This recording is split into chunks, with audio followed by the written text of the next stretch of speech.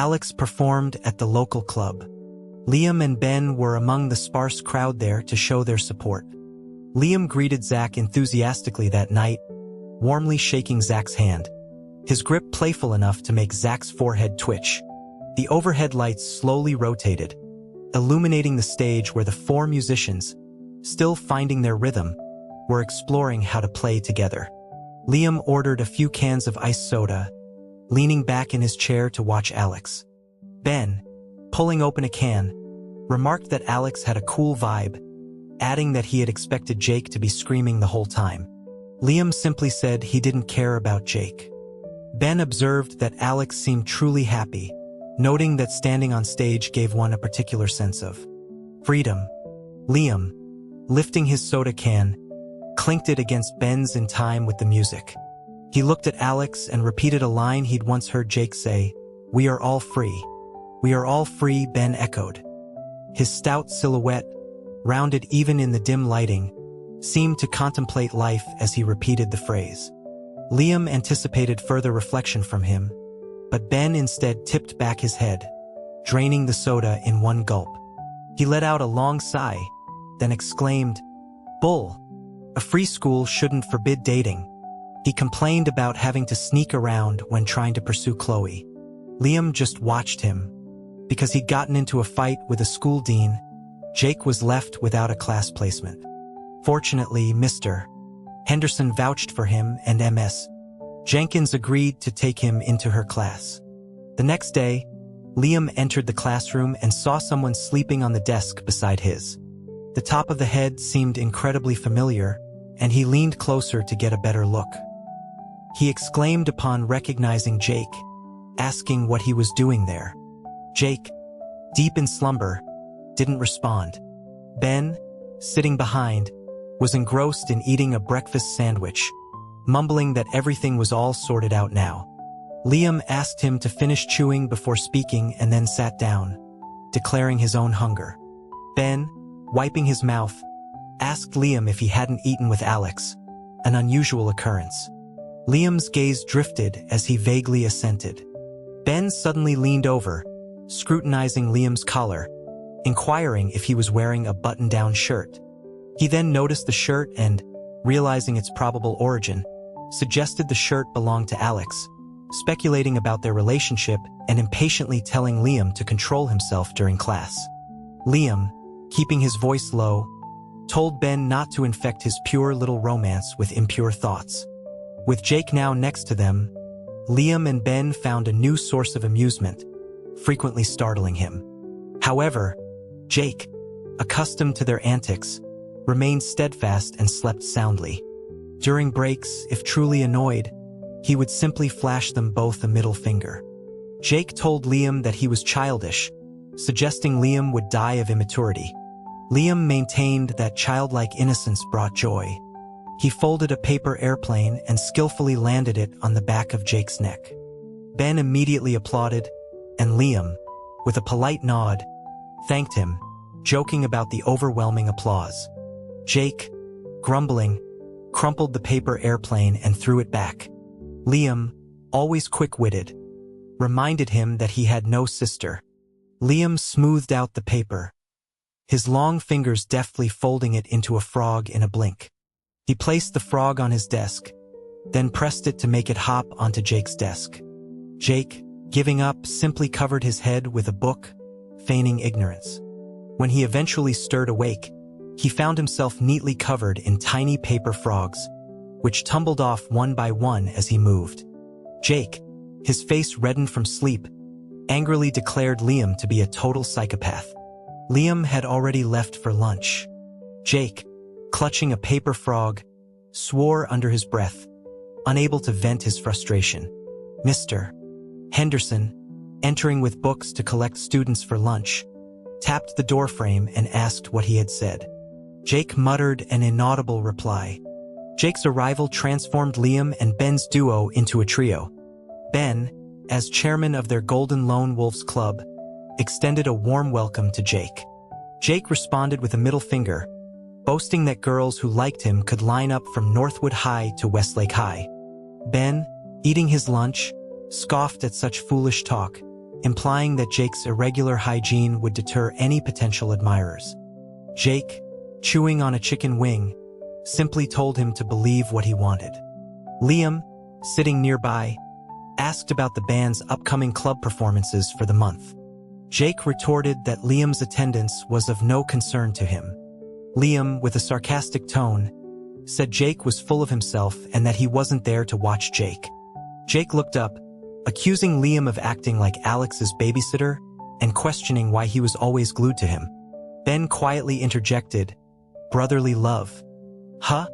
Liam, with a cold smirk, warned them that a babysitter like him could be dangerous, asking why they had so many questions, as it was none of their business. Liam clarified that Alex was now a part of their team, making him Liam's responsibility. Jake, fond of chicken wings, continued eating. Liam then inquired about the band's previous member. Ben quickly identified him as Ethan, the one who harassed that girl. Jake, crunching a bone, asserted that his group wasn't a dumping ground for outcasts. Ben, patting Jake's shoulder, candidly remarked that Jake did look a lot like a trash collector. Jake, annoyed, asked if he was ever going to stop. Liam, picking at some greens, began by stating that how the band played was their business, and how they performed with Alex was also their business, but when it came to drugs like marijuana, he wanted them to keep it away from Alex. Jake, pushing Ben's hand away, his face grim, questioned if Liam thought such substances were easy to come by, reminding him that the police weren't blind. He added that even if he had money, it would all go to his bandmates.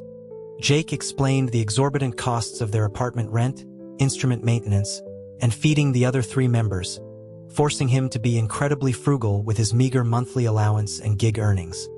Ethan had quit a few days prior, and while Jake hadn't tried to stop him, it wasn't for lack of thought.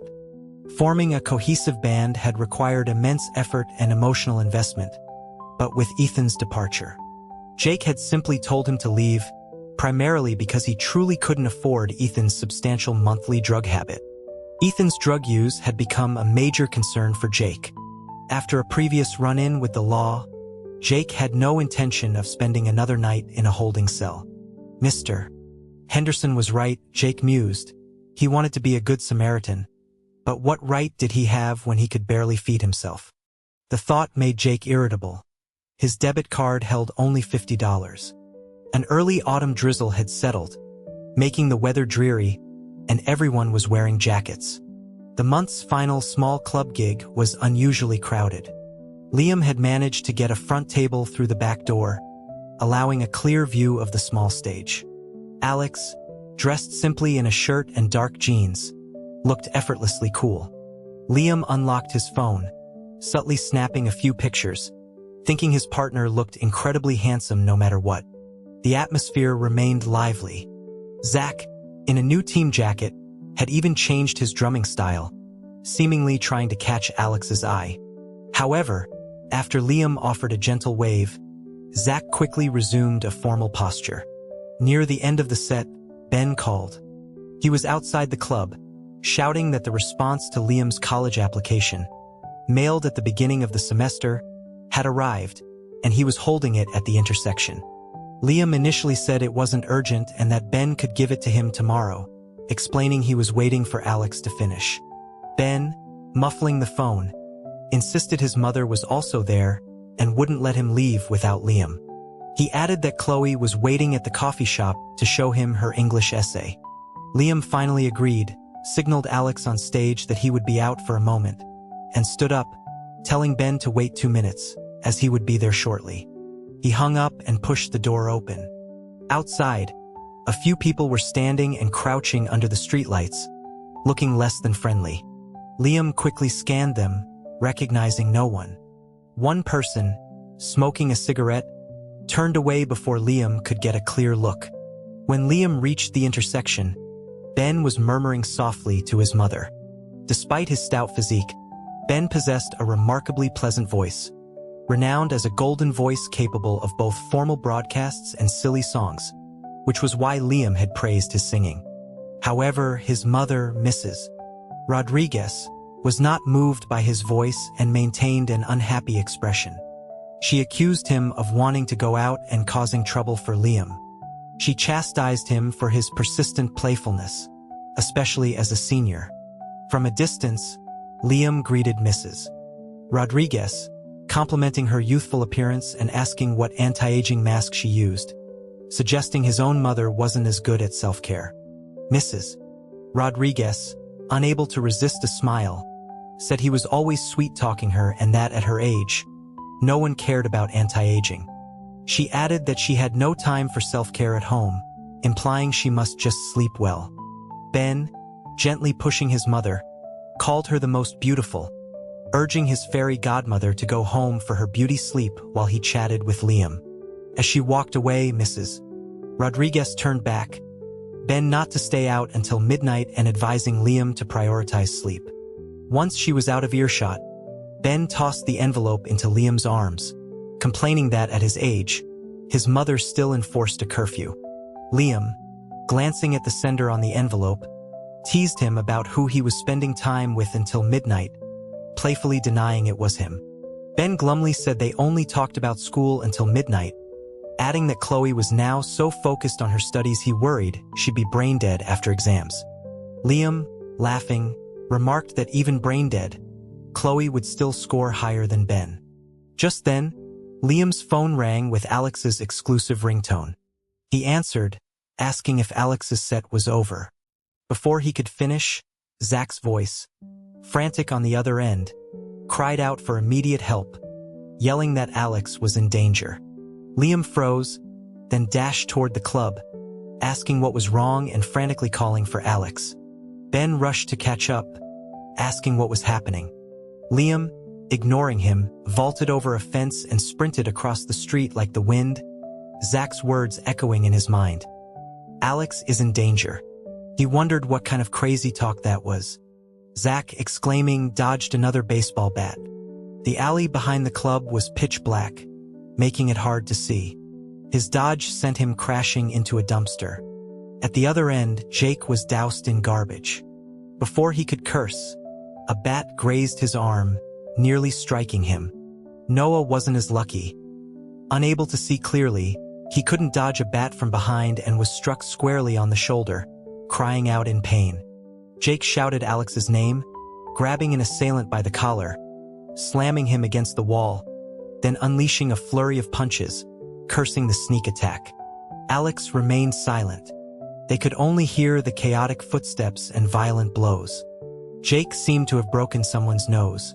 He snatched a bat and shoved his way deeper into the fray, his hand feeling disgustingly sticky. Their opponents were numerous and all carried bats. Jake took several hits, the worst one narrowly missing his head. Alex had one arm pinned tightly. Before he could kick away the person clinging to his leg, he took a brutal hit to his stomach, causing intense nausea. He twisted, grabbed the shirt of the person holding his arm, pulled them close, and with a downward pressure of his shoulder, powerfully threw them over his head. The person landed with a sickening crunch on their back and head, the impact seemingly resonating through the ground. Alex didn't pause for breath. In the darkness, bats were swung at his head, aimed to kill. He elbowed one opponent, sending them sprawling, only to have his right knee suddenly struck. Several men then pinned him against a derelict car in the alley. Someone demanded payment, furious that Alex was fighting back. Another quickly frisked Alex's pockets for money. Jake swung his bat into someone's back, swearing and yelling for them to let go. The bat connected with a scream, and he then pulled the assailant close, seeing a blurry but familiar face. It was Ethan. Jake paused, shocked, asking what he was doing. Ethan, tugging at his own collar, demanded payment. Jake began, but was cut off by a kick to his stomach. He doubled over, caught off guard, as a bat narrowly missed his back. The car rattled loudly.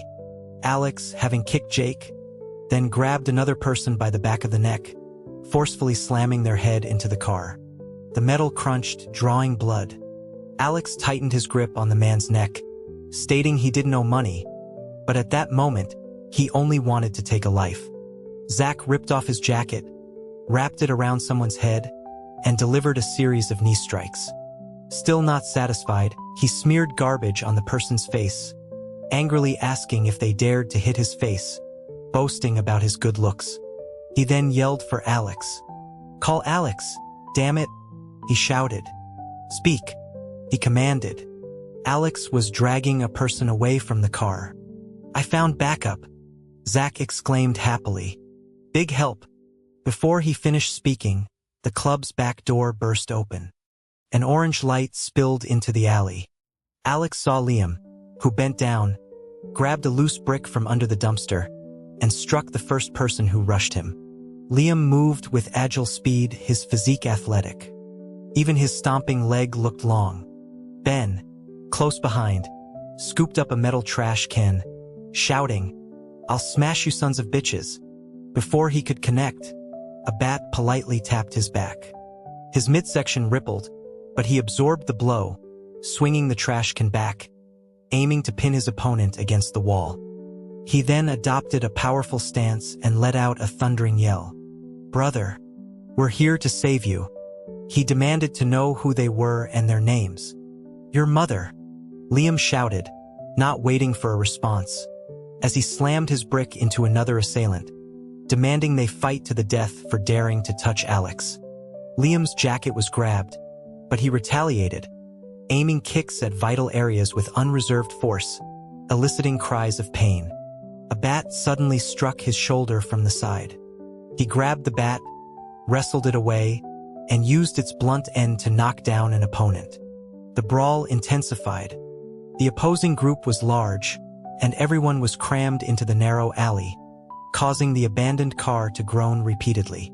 Alex had slammed countless heads against surfaces, his shirt cuffs now shredded. Suddenly, blinding headlights flared at the other end of the alley. A straight, smooth leg, wearing sneakers, stepped into the roaring noise. A gray plaid shirt was tied around the person's waist, and denim shorts were eye-catching. This person, with a flick of the wrist, smashed a beer bottle against the car hood, silencing the alley instantly. She raised her head and told everyone to stop standing around. "Get in the truck," she commanded. Ben, dropping the trash can, exclaimed, "Vanessa, the hero. Let's go, let's go," he yelled. Liam hadn't yet dropped his brick when Alex grabbed him from behind under his armpits, practically carrying him as he dragged him toward the exit. Liam struggled, pointing back at their attackers and declaring it wasn't over, that someone was going to pay today. "Damn it! Don't touch my man!" Liam!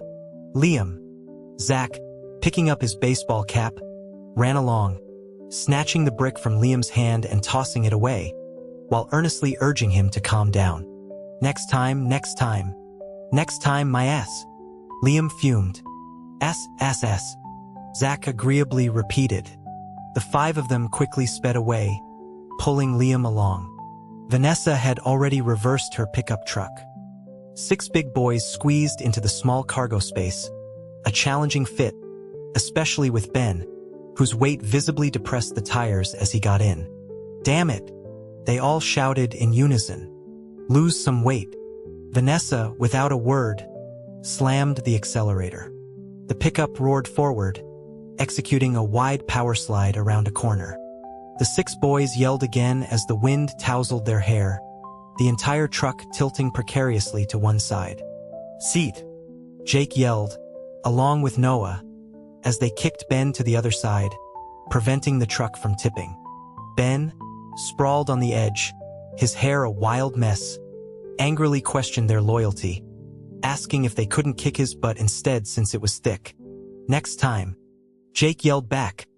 "I'll remember. Next time, my foot," Ben retorted. Alex held Liam tightly, whose chest heaved violently, still trying to catch his breath. Zach, in the very back, held onto his baseball cap and whistled, excitedly exclaiming that their pursuers had caught up. On motorcycles, too, Noah shouted, asking who owed money. Jake yelled back that he owed no one, blaming that bastard Ethan. He suspected Ethan's drug money was being attributed to him. Vanessa, seeing the motorcycles in her rearview mirror, suddenly accelerated the small truck, which sped forward like a lightning bolt. She excitedly shouted that she loved, buffed, that she hated gangs. The 6 boys in the back were speechless. Damn. Zach leaned back against Liam, causing Alex to angrily kick him away. A baseball bat swung past Zach's nose, making him shriek. He furiously declared that harming someone's face was like killing their mother, threatening to fight them to the death if they dared to hit his face. Ben exclaimed, "Good brother, so loyal." He then jokingly offered to throw Zach off, promising to remember him forever. Zach immediately clung to Ben's waist, pitifully pulling down his baseball cap, asking if they could hook up instead. He offered to be top or bottom and pleaded not to be thrown off, suggesting they throw Jake and Noah, the straight guys, instead. Ben, horrified, kicked him away to protect his virtue. Jake and Noah simultaneously yelled to throw him off immediately. Zach wailed that he was going to cry. Liam and Alex both told him to shut up. The 2 beat-up motorcycles, relentless in their pursuit, followed them onto the highway. The truck, with 6 people, couldn't pick up speed, and the motorcycles quickly caught up to their rear. Everyone collectively pushed Zach forward, and he continued his high-pitched shrieking as bats repeatedly came close to his face. Jake, seizing a moment, commented that he'd just realized Zach was a sissy. Zach, clearing his throat, proudly stated it was the delicacy of a scholar, then resumed his wails. Vanessa, truly a heroine, seeing their persistent pursuers, abruptly turned the truck onto a bumpy dirt road. The 6 boys bounced violently, their butts leaving the seats. Ben cautiously asked Vanessa if she had a driver's license. Vanessa looked back, gave herself a thumbs up, and honestly replied that she didn't. The 6 boys collectively groaned. But Vanessa shrugged, "I'm the king of speed racing." The 6 boys shouted in unison, "Sister, watch the road." The pickup truck sped straight onto a dilapidated bridge Liam knew. The left wheel scraped against the bridge's edge with a clang, and the boys' hearts lurched. Vanessa maneuvered the wheel with extreme flair, the smell of soda still lingering. She told them to hold on tight. Then, she abruptly turned into a narrow path, the walls almost sandwiching the truck on both sides. Alex and Liam, sitting in the middle, were relatively safe, but Jake, Noah, and Ben on the sides immediately tensed, lifting their chests and rear ends toward the center in a comical, uncomfortable posture. Liam, still fuming, quickly pulled out his phone and snapped a picture to commemorate the amusing moment. Before the image could set, Zach's face completely filled the screen. Liam, seeing his magnified, blurry, and hideous face, quickly locked his phone, using Alex's face on the lock screen to block Zach's intrusive appearance. Zach wailed that they were catching up. Everyone shouted in dismay, realizing the beat-up motorcycles truly were still pursuing them. Alex, his voice calm, announced that they were about to enter action movie territory, just as a pipe slammed against the truck's side. Ben, Jake, and Noah collectively called him crazy. Liam reached out, snatched Zach's precious baseball cap, and, as one of the motorcyclists leaned in to pursue, pressed it firmly onto his face. Jake followed up with a kick to the motorcycle's front wheel, sending it crashing against the wall. The 5 boys in the truck collectively raised their middle fingers. Only Zach, clinging to the truck's side, couldn't reach his baseball cap and lamentably declared it was his last bit of solitude. The others remained silent. Zach continued his dramatic lament, "My love." Jake yelled for them to throw him off, calling him a sissy. Noah immediately seconded the motion. The relentlessly pursuing motorcycles finally sputtered to a halt. Vanessa skillfully drove the truck, scraping against the alley walls, eventually turning out of the narrow passage. The vehicle came to a stop by the river. Vanessa checked her cargo, finding most of her soda bottles shattered. They salvaged a few intact ones and sat on the riverbank grass, drinking. Ben, wiping sweat from his brow, declared it exhilarating, feeling as if he had just been in a movie. Zach, sprawled on the grass, repeatedly mourned his lost baseball cap. Jake stepped on him, telling him to shut up. Before Zach could retort, Liam yanked his upper body upright from the grass. Zach, tousling his messy blonde hair, quickly looked at Alex, then back at Liam, and asked, "Are you going to forcibly kiss me?" Liam, with a cold smirk, asked Zach what he had called him for. Zach, still pretending ignorance, asked if Alex had been hurt. Liam punched him back onto the grass, exclaiming that Zach had terrified him.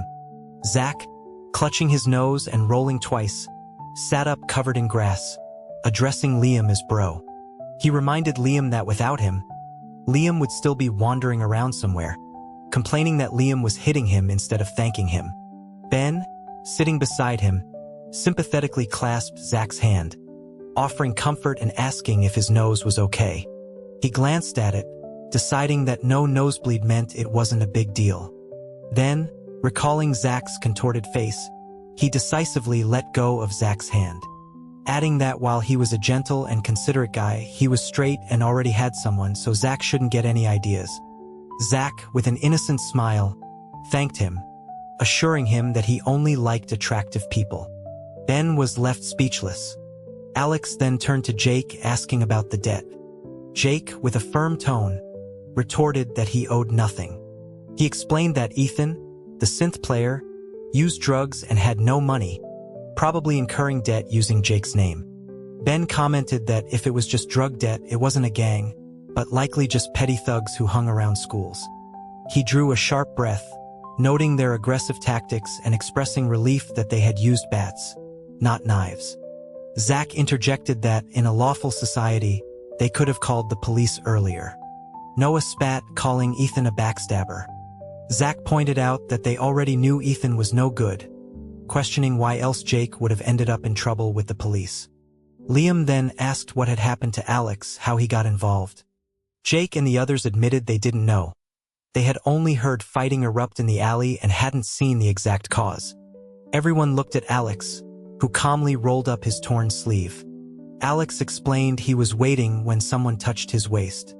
Alex assumed it was a drunk, so he elbowed them, knocking them down, and then bats were suddenly drawn, starting the brawl. Zach, offering an objective assessment, said that if it had been him, he would have flirted first to test the waters, wondering why Alex had immediately resorted to violence. He asked what if it was a friendly encounter. Liam, raising an eyebrow, asked if a friendly encounter involved someone touching Alex like that, challenging anyone to admit it. He argued that even if it hadn't started that way, the attackers, with their bats and motorcycles, clearly had premeditated intentions and would have found another excuse to fight. He questioned if Alex's actions were somehow wrong. Ben quietly mumbled, noting Liam's fiercely protective nature. Zach immediately wilted. Jake stated that regardless, he wouldn't take the blame for this, adding that he had no money, so Ethan had to resolve his own drug issues. Vanessa, squatting nearby, raised her hand to speak, asking what if the attackers thought Jake was defaulting on a debt and refusing to admit it. Jake remained silent, clearly having faced such situations before. Noah insisted they couldn't continue like this, and Jake couldn't keep covering Ethan's debts, calling it a bad habit Ethan had cultivated. Liam, finishing his last sip of soda, ironically remarked that he was only just discovering Jake's saintly persona, saying it didn't suit a team captain. He proposed two solutions for this situation. Either confront Ethan and beat him until he called them dad and willingly acknowledged the debt, or find a respected figure among the local toughs to mediate and clearly separate Jake from Ethan. He asked Jake which he preferred. Zach raised his hand, pointing out they didn't know any big shot figures, as they were a legitimate band, not a gang. Alex dismissed the first option, stating that hitting Ethan wouldn't make him admit anything. Vanessa, raising her hand again, offered to reason with them. Ben cleared his throat, but no one paid him any attention. Jake stood up, apologizing that the situation had involved them, and began to explain how things would proceed when Ben coughed loudly again, nudging Liam. Annoyed, Liam finally announced, "May we now have Ben, our esteemed classmate, take the stage to speak? Applause, please." Vanessa and Zach clapped politely. Ben stood, cleared his throat, and in a theatrical voice, confessed that he, regrettably, knew a not-so-powerful big shot. He offered to ask this person to arbitrate, if they didn't mind. He then declared his sincerity, insisting he really did know a significant figure, and asked if the Inferno Club's owner would be suitable. He suggested they ask the Inferno's owner to draw the line, reasoning that all the drug dealing happened there anyway, and they would have to show some respect to the owner. The discussion concluded. Liam stepped onto the river stones, crouching to watch Alex wash his hands. Alex interlocked their fingers in the water, assuring Liam he had no injuries. Liam, saying he wasn't blind, used his other hand to rub the redness on Alex's arm, stating he would stay at Alex's place that night and thoroughly check him in the shower. Alex's fingertips tightened. He feigned shyness, saying it wouldn't be proper to be naked. Liam, having been fooled many times, told him not to pretend and promised to deal with him later. Alex, leaning in, asked how Liam intended to deal with him and requested some advance. Liam pushed his face away, saying Alex's charm wouldn't work on him. Ben noticed Vanessa's gaze constantly drifting towards the river, so he subtly moved to block her view of the shameless couple, feeling a pang of sympathy for her. In a gesture of their newfound camaraderie, he decided to comfort the girl, Vanessa. "You're blocking me, Ben," Vanessa exclaimed, tilting her head, her eyes sparkling with excitement. "I'm gathering material." Ben asked what kind. Vanessa, raising a hand discreetly, said it was trade secrets. She then asked if Alex and Liam were good friends. Ben, unsure of the correct expression, mumbled good friends. Vanessa continued, asking if they were childhood sweethearts. Ben, feeling a growing sense of unease, confirmed they were. Vanessa's eyes lit up, declaring her love for childhood sweethearts. Ben internally gasped, marveling at how bold young women were these days, able to like two people at once. The early autumn wind was strong, and there were quite a few mosquitoes by the river, so they didn't linger. They climbed back into Vanessa's pickup truck. Noah and Zach were dropped off first. Jake offered to take Vanessa home, so Ben, Liam, and Alex got out next. As they parted ways, Liam told Vanessa that if Jake did anything suspicious on the way home, she should use the last soda bottle on him. Vanessa cheerfully assured him that she had perfect aim with a bottle. Jake, annoyed, asked if they were ever going to leave, threatening to leave himself if they didn't. On the way home, Jake sat in the back of the pickup, back to back with Vanessa, separated by a low barrier. The wind was strong, and there were no stars. Jake, for the first time alone with a girl, took off his jacket and offered it to Vanessa. Unfortunately, his usual quick wit, so effective in arguments, failed him in casual conversation, and they remained silent until they reached her destination, without him saying a single word. Vanessa's family owned a small convenience store, and she often delivered goods in her free time. Meeting them today had been a coincidence. Jake, his crew cut stiff, thanked her and promised to treat her to dinner next time. Vanessa, calling it no big deal, invited him in for some tea her dad would brew. Jake declined, stepping back, and stiffly said goodbye before turning to leave. He wore only a black t-shirt, having forgotten his jacket, and the marks on his arms were clearly visible to passersby. Jake disliked being stared at. He grew somewhat agitated waiting for a traffic light, glaring fiercely at anyone who looked his way. As he approached the crosswalk, a slow-moving scooter pulled up beside him. Mr. Henderson, casually dressed, raised a hand in greeting. Jake inwardly cursed, wanting to run. "Your sheet music, Mr." Henderson slowly drew out the words. Jake turned back, holding out his hand for it. "All right, Mr." Henderson said pleasantly, "Get in." The scooter was incredibly slow. Jake, sitting in the back, watched 3 mobility scooters for seniors pass them, and impatiently asked if they could go faster. "What's the rush, Mr.?" Henderson asked, enjoying the light breeze. He then inquired if Jake had eaten and what he wanted. Jake replied he wasn't hungry and only wanted his music. "Mr. Henderson suggested Jake check his pocket for chocolate and mentioned he had groceries in the front basket. He added that he'd let Jake stay over tonight out of respect for your old man. Jake immediately jumped off the scooter, asking who he'd been fighting with. Mr.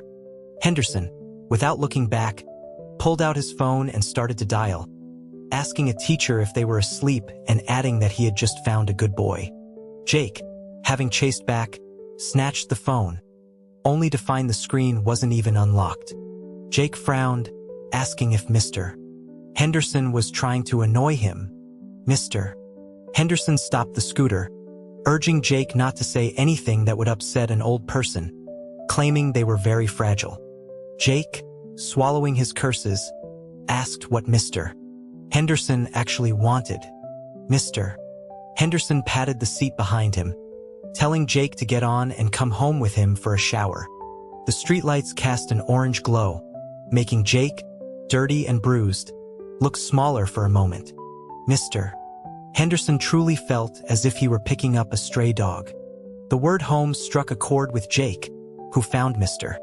Henderson incredibly cunning, a craftiness that made him feel a little timid. Meanwhile, back at his own place, Alex turned on the hot water, his back stinging. Liam stood behind him, his fingers tracing patterns on his back. Alex, under the shower spray, asked what he was doing. Liam replied he was touching him, his hand pausing on Alex's lower back, massaging with a slight pressure, and asking if they had touched him there. Alex confirmed they had, but his remaining words were caught in his throat as he felt an immediate response. Liam leaned down, his warm lips lingering on Alex's lower back, biting softly into the firm, toned muscle. Alex tilted his head back, sighing, his face wet with water. Liam, behind him, suggested they could do something else, telling him to stand straight. Alex turned, seizing Liam's wrist and pressing it against the wall, not allowing him to finish his sentence. In the streaming hot water, they shared a slightly breathless kiss. Liam felt his tongue grow numb from Alex's sucking. Alex bit his jaw, water dripping from his forehead, his gaze intense and possessive, yet his tone soft. He asked to be pleasured once, his hand moving in sync, pressing Liam against the wall, slowly stroking him. Alex said he had been so scared today and needed Liam to calm his nerves. Liam hummed low in his throat, closing his eyes as Alex kissed him again and again. Alex kept him pressed against the wall, their movements shifting from one person stroking to both pressing together. Alex's grip tightened around Liam, their slick bodies rubbing, wetness meeting wetness. Liam glanced down, almost losing his footing. That expression, Alex murmured, biting Liam's ear, his voice strained, makes me wish I were older. The hot water streamed over their skin, the palpable sensation of Alex's hips moving against him. Liam, pressed against the tiles, felt his breath catching. When he opened his mouth, gasps and moans mingled as Alex's powerful friction brought him closer to the edge. He clung tightly to Alex's shoulders. Alex buried his face, his firm nose tracing the line of Liam's Adam's apple, his heavy breaths hot against Liam's neck. His waist and legs were tightly held. Liam, head tilted back, exhaled, water splashing down, his vision blurring, only the pure pleasure remaining clear. Alex seemed to call his name, a thick, enveloping sound that made Liam lose control. Liam wanted to tell him to stop talking, but the rush of pleasure overwhelmed him when he opened his mouth. He was captivated by Alex's voice and simultaneously aroused by Alex's actions. Liam unconsciously bit Alex's shoulder, his arms tightening, pressing intimately against Alex. They remained intensely close. Water dripped from Alex's hair, and his nose, whether from sweat or water, brushed against Liam's neck. They gradually accelerated their pace. Liam's ragged breathing was audible, and Alex could feel the increasing strength in Liam's grip on his back. Still unsatiated, Alex continued to stroke him, as if releasing frustration or being playful, until Liam finished, but he still didn't let go. Alex, annoyed, tilted his head and covered Liam's panting lips with his own, their tongues intertwining, their breaths mingling. He abruptly lifted Liam's leg onto his waist, rubbing against Liam's inner thigh, watching Liam's expression as he climaxed. Alex, feeling a pang of frustration, buried his head, letting the hot water wash over his back, wishing he were older. "Liam," Ben nudged him, "are you listening to me?" Liam, perched on a railing, returned the straw of his jostled juice box to his mouth. A few drops had splashed onto the back of his hand. Just like last night. Damn it! Liam silently held up the half-empty juice box. He didn't want to waste it, but drinking it always made him think of Alex. He wondered if he was truly becoming that kind of dirty person. "You're off today," Ben said, leaning near, observing students entering and exiting the science building across the way. "You're incredibly slow." Liam sighed, denying his sluggishness, but admitting something felt amiss, wondering why he was always the one being dominated. He pondered this with a touch of melancholy. "Are you listening to my troubles?" Ben asked, cradling his plump face in both hands. He explained that the coffee shop had closed early last night, but Chloe had still been waiting for him. He'd planned to explain things then, but someone had already told her he was with Vanessa today. He wondered who had sabotaged his chances. Liam, still lost in thought, simply said, "You're right." Ben was speechless. "Isn't that Alex?" Ben asked, pointing across the way. Liam immediately turned, but saw only an unfamiliar class. Ben chuckled coolly, telling Liam to drop dead for being so infatuated with male beauty. He decided he would wallow in his own sadness. "Male beauty?" Liam paused, then said, "Oh, male beauty. What can I do? He's so handsome." He mused that Alex could make his heart pound without saying a word, and a single glance could captivate him. He felt helpless and desperate. Ben leaned in conspiratorially, asking if Liam had made Alex cry and wondering if Liam was some kind of pervert, a sadist. Liam dismissed the thought. He finally gulped down the rest of his juice, quickly tossing the carton into the trash. He leaned back against the railing, his upper body bathed in the sunlight. His ear stud glinted. He squinted, gazing at the dull white of the eaves, lazily stating his despair, wondering how Alex could be so charming as a child and equally charming now. Ben, exasperated, cursed him, calling him toxic and crazy for constantly showing off. Liam, still somewhat dazed, murmured that Alex was invincible. Autumn had fully arrived, and the annual class basketball tournament was gradually put on the schedule. To avoid interfering with studies, Sarah and the cheerleading squad often practiced during lunch breaks, and various classes also organized practice sessions then. Liam, who spent much of his lunch outside, noticed a distinct tan when he brushed his teeth with Alex in the evenings, their skin tones beginning to reverse. Liam mused that Alex was still handsome even with a tan. He pulled up his shirt, asking Alex, who was still brushing his teeth, if he wanted to feel his firm abs. Alex, while brushing, touched Liam's midsection and commented that it felt a little soft. Liam, winking at his reflection, reminded Alex that he had seen him when he was hard plenty of times. He promised Alex a grand slam and told him to get ready for a surprise. Alex, rinsing his mouth, maintained a mysterious expression, saying it would definitely be a surprise. If Liam had probed more about this surprise, he might have been calmer when he received it. Unfortunately, he was too preoccupied with the competition, missing his last chance. Jake's inclusion in MS. Jenkins' class was beneficial, but for his teammates it wasn't easy. He was accustomed to a wilder style of play and often forgot about teamwork during games. Even Ben's temper flared more during practice, and Liam and Jake clashed several times under the hoop. Liam challenged Jake's ability, telling him to get off the court if he couldn't perform. Jake, tossing the ball, retorted about Liam's own recent failure to break through the defense, then stood tall, asking if Liam was the captain. Liam, without hesitation, confirmed he was. Sensing the escalating tension, others quickly intervened, pulling them apart. Ben, drenched in sweat, squeezed between them, urging them to calm down and not fight over this. reminding them of their brotherhood. He suggested they take a break, attributing their irritability to the hot weather, and offered water and a chance to wash their faces. He stressed that there was still time to iron out their differences, appealing to their friendship. Liam grabbed a water bottle, twisted the cap, and headed to the restroom. Ben continued to try and persuade Jake. Inside the restroom, after using the facilities, Liam washed his face in the sink, sweat rolling down his back.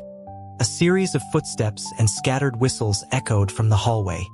Liam looked up, cool water dripping, watching his reflection in the mirror, initially unconcerned by the sounds outside.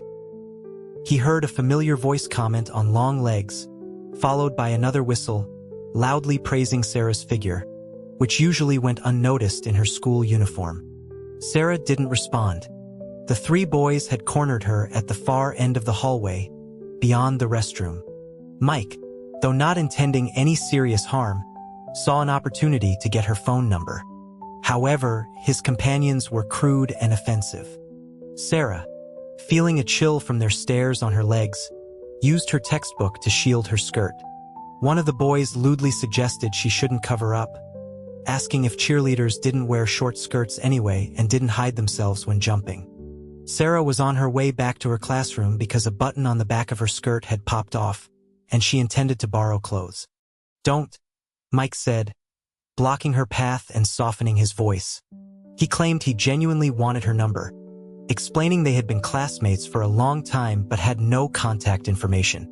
He suggested other contact methods if she didn't use a phone.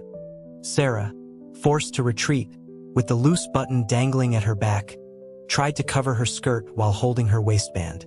Someone then asked how she used to contact Liam, implying she should be fair and give Mike her number if she gave Liam his. Sarah replied they weren't close.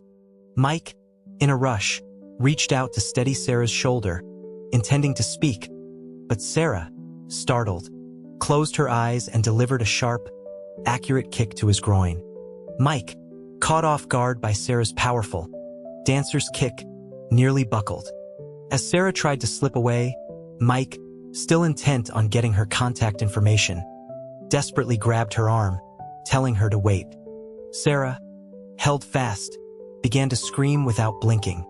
"Don't yell, don't," Mike stammered, frantically letting go of her arm, saying he truly liked her. Suddenly, someone grabbed Mike's collar from behind, pulling him away mid-sentence.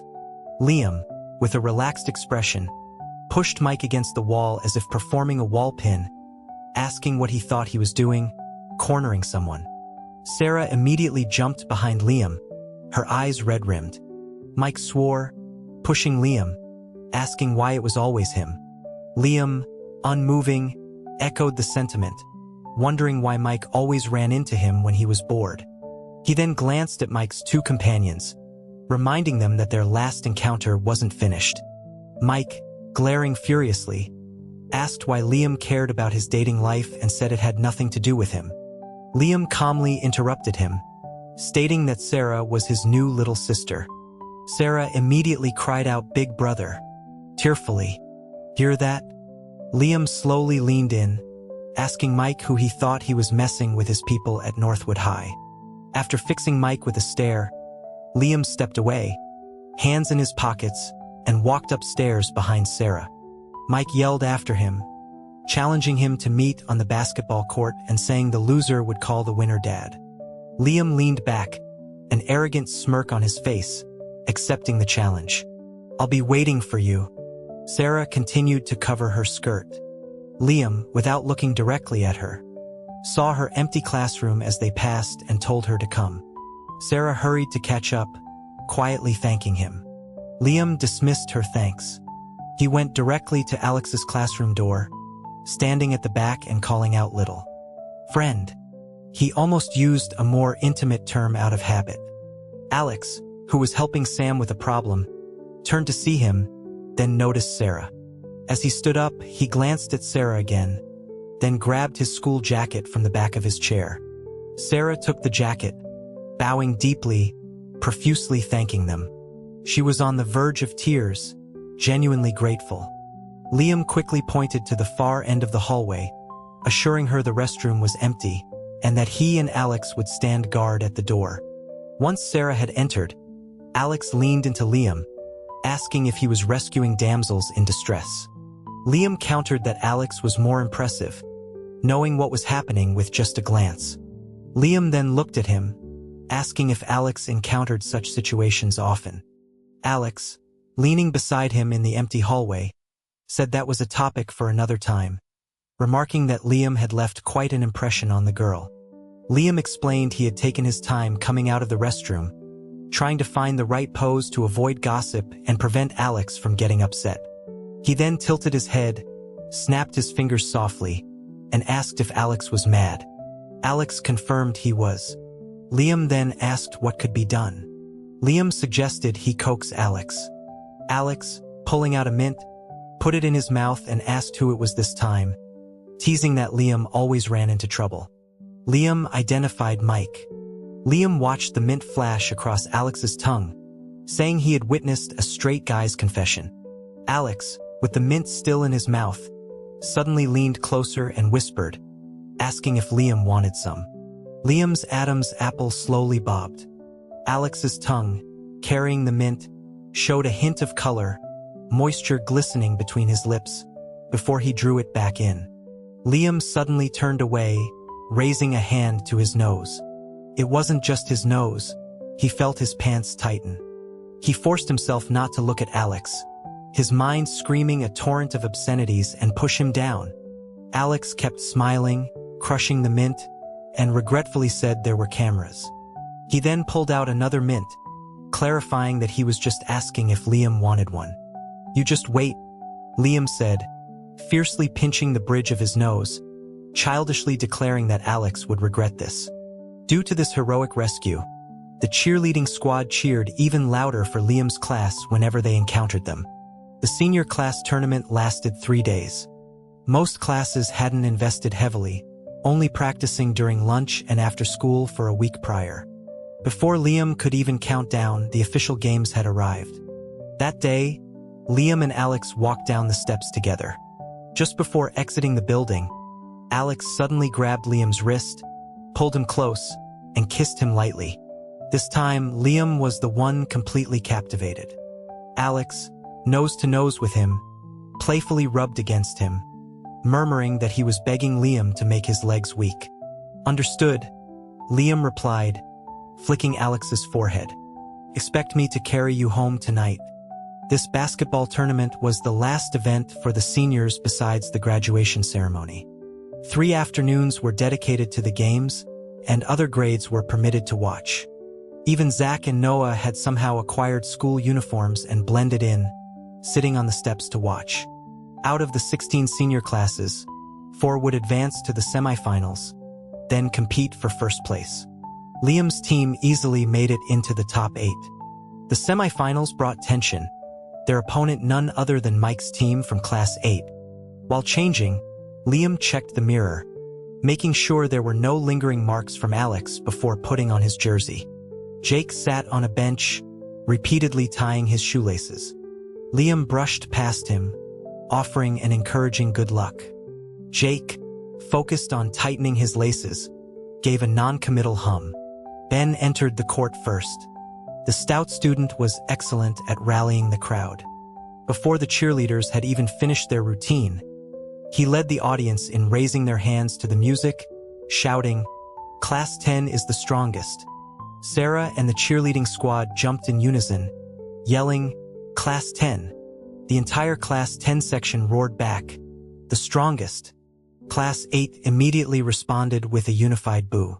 Their cheerleaders, not to be outdone, rhythmically tapped empty plastic bottles filled with pebbles, chanting, "Class 8." The Class 8 section shouted back, "Unstoppable." Both sides engaged in mockery. Jake's entrance put immense pressure on the opposing team, but also fueled their determination, as his aggressive, though often uncoordinated, play was well known in official games.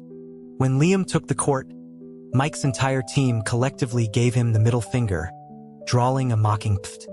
Liam tilted his head, a slight smile on his face, his dark ear stud glinting in the sunlight. As the cheerleaders left and the music stopped, he confidently declared, "I'm waiting for you to call me Dad." Ben and the Class 10 section coordinated, stomping their feet and singing a mocking "Who's your daddy?" The entire court erupted in laughter. Zach, his new baseball cap on backward, quipped that Liam was too arrogant. Liam reminded Jake to pass the ball. Jake snorted, saying it depended on his mood. The game began. The opposing team primarily focused on defense, specifically employing a tight marking strategy on Liam and Jake. The defender's positioning was incredibly precise, almost isolating Jake. Class 8 gained possession first. Liam's relentless defense applied constant pressure to his opponent. Mike frowned, finding Liam extremely annoying. Liam's tight defense gave the opponent no opportunities. His aggressive defensive style suited him perfectly. He was intensely focused, making the opposition hesitant to reach out, fearing they would expose themselves. Mike, leading the charge, executed a screen, allowing the shooter to break free and take a shot. Ben made an unexpected move. The stout student leaped incredibly high, his jumping ability a stark contrast to his physique. He was Class 10's solid aerial barrier. Indeed, he was Class 10's most formidable barrier. He blocked the shot. First point. Ben landed, proclaiming, "Don't even think about it." Offense and defense shifted in an instant. The ball was passed to Jake. Mike immediately repositioned, and two opponents double-teamed Jake, blocking his passing lanes. However, Jake thrived under such intense pressure. He dribbled effortlessly, faking a pass. Mike wasn't fooled, but a teammate was deceived by the fake. "He won't pass," Mike firmly believed, but the defensive line faltered due to one player's momentary hesitation. Jake, like a jackal sniffing out meat, used those few seconds to successfully break through and charge directly toward the backboard, executing a wild, powerful dunk for the first score. "Well done." Ben and Liam thought simultaneously. Zach let out a small whoa. This kind of opening powerfully crushed the opponent's morale. Jake's aggressive play was like a sharp steel arrow shot by Class 10, directly hitting the opponent's heart. Jake ran a hand through his crew cut, hearing the Class 10 section collectively chant his name. Despite his cool demeanor, he grunted as he brushed past Liam. Liam thought, "Wow, such a textbook display of tsundere behavior." In the first half, Class 10's offense was ferocious, giving the opposing team almost no chance to recover. During halftime, Liam saw Mike sternly strategizing with his team members. Liam took a sip of water, then turned his gaze, searching the entire court for Alex. Alex was under a tree, with Sam and Vanessa standing nearby. Sam's face was flushed crimson, looking like he was about to faint, while Vanessa clapped his shoulder, chatting companionably. Alex also looked at Liam, their gazes meeting across the distant figures. Liam raised his hand, finishing his water, and mouthed something to Alex. Alex paused, then abruptly stood up. Liam smiled, tapped his empty water bottle, and shouted, "Class 10, the strongest." The whistle blew again, signaling the start of the second half. The situation dramatically shifted in the second half. Mike cleverly changed his marking strategy, with all defensive efforts now concentrated around Liam. Not only that, but even Ben, their defensive anchor, was closely marked. Whenever Ben made a move, the opposing team would immediately use subtle fouls to prompt the referee to call a penalty against him. Jake, sweat beading on his forehead, called their tactics dirty, saying they intended to get Ben fouled out. Without their strongest screen, Class 10's aerial defense would be weak and vulnerable.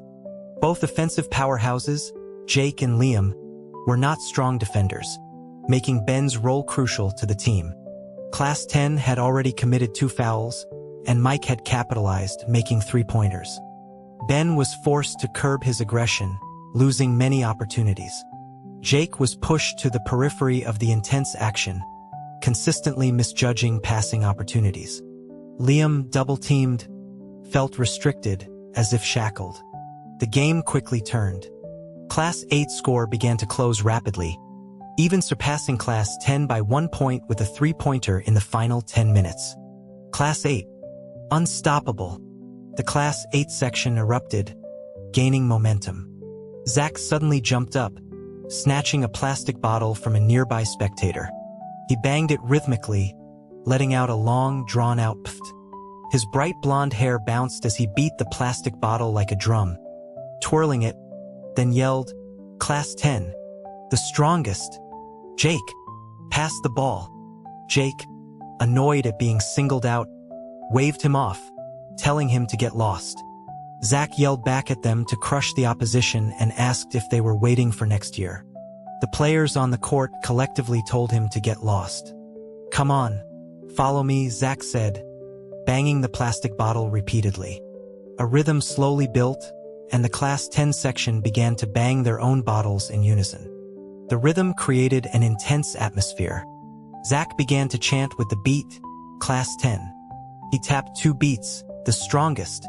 Sarah waved her pom-poms, and the cheerleaders' routines synced with the rhythmic clapping.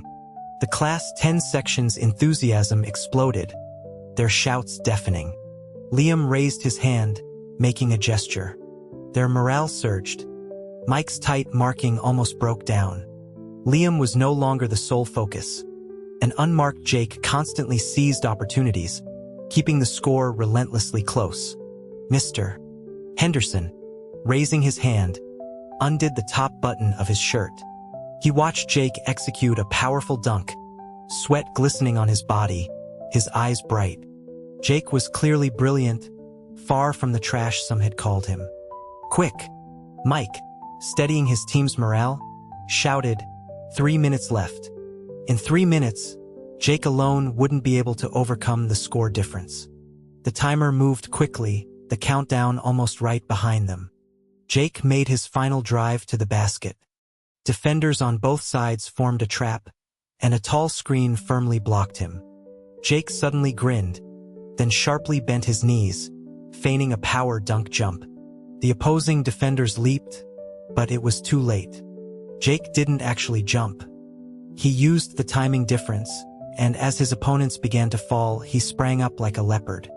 Mike, eyes locked on him, also leaped, determined to block the shot. However, Jake didn't dunk. He was in a tight trap and knew he couldn't break through alone. So, without hesitation, he passed the ball in midair to Liam, who was finally free. Liam sprinted, moving with astonishing speed. He caught the ball in the air, then slammed it powerfully through the hoop. The basket vibrated from the impact. The timer beeped. The entire arena fell silent for a second, then erupted in screams. "Wow!" Zach jumped up,